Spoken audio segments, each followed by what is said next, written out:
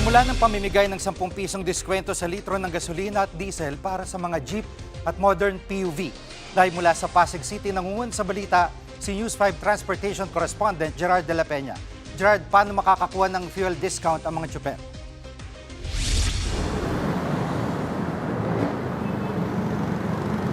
Jiggy, ang kailangan lang gawin ng mga tsuper ay pumunta sa kahit saan sa isa sa mga mahigit 50 gasoline stations dito sa Metro Manila na accredited. At pag nagpakarga sila sa bawat pakarga nila ng diesel, ay pwede sila makakuha ng 10 pesos sa discount kada litro. Ang kasali pa lang dito sa ngayon ay mga traditional jeepney, modern PUV at mga UV Express. Limitado lang daw yung pwede ning mabigyan ng discount sa 30 liters a day dahil ito raw yung parang average daily consumption ng mga pampaserong sasakyan. Ibig sabihin niya nasa 300 pesos yung maximum discount na pwedeng makuha ng isang tsuper sa isang buong maghapon.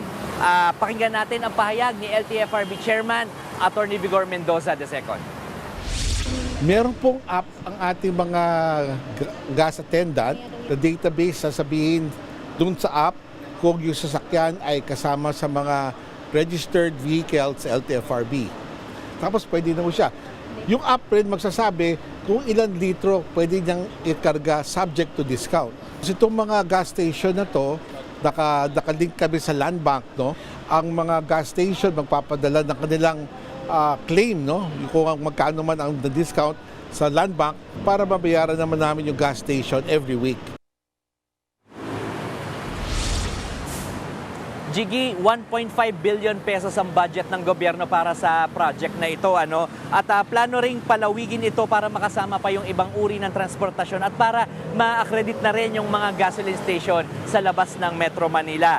May help desk din ng LTFRB para sakaling magkaroon ng problema yung mga tsuper, pwede silang dumulog dito. Itong mga help desk na ito ay nasa social media pages ng LTFRB. Jiggy. At Gerard, bukas na magsisimula yung service contracting para sa mga PUV. Paano ito patutupad?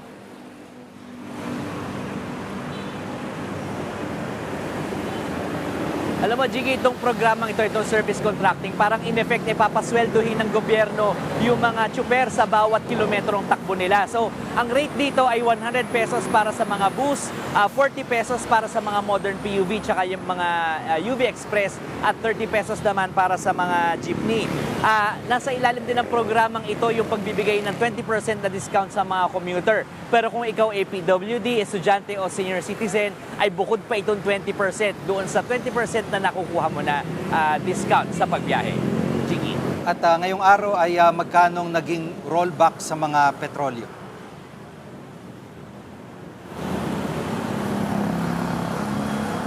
Nako, Jiggy, malaki-laki. 20 hanggang 23 pesos ang rollback sa kada litro ng diesel, 4 pesos hanggang 6 pesos naman ang sa kada litro ng gasolina. Kaya ang gasolina ngayon, ang presyo niyan ay naglalaro na sa 81 hanggang 112 pesos kada litro.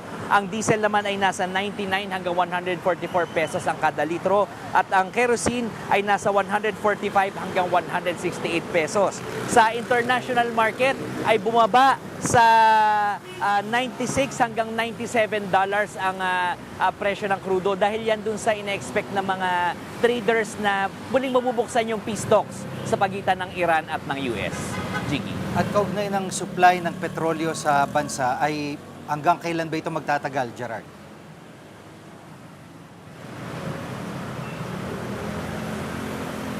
Jiggy, sabi ni Energy Secretary Sharon Garin ay na-stretch yung ating stock ng fuel dito sa Pilipinas to 64 days dahil yan sa pagdating ng mga bagong deliveries mula dun sa mga bansang pinagkunan natin ng supply. Yan muna ang latest. Balik sa'yo, Jiggy. Yan ang ulat ni Gerard de la Peña live mula sa Pasig City. Mga kapatid, Jiggy Manikad po, pagdating sa mahalagang balita sa loob at labas ng bansa, dapat una sa lahat, mag-follow at mag-subscribe na sa social media pages ng News 5.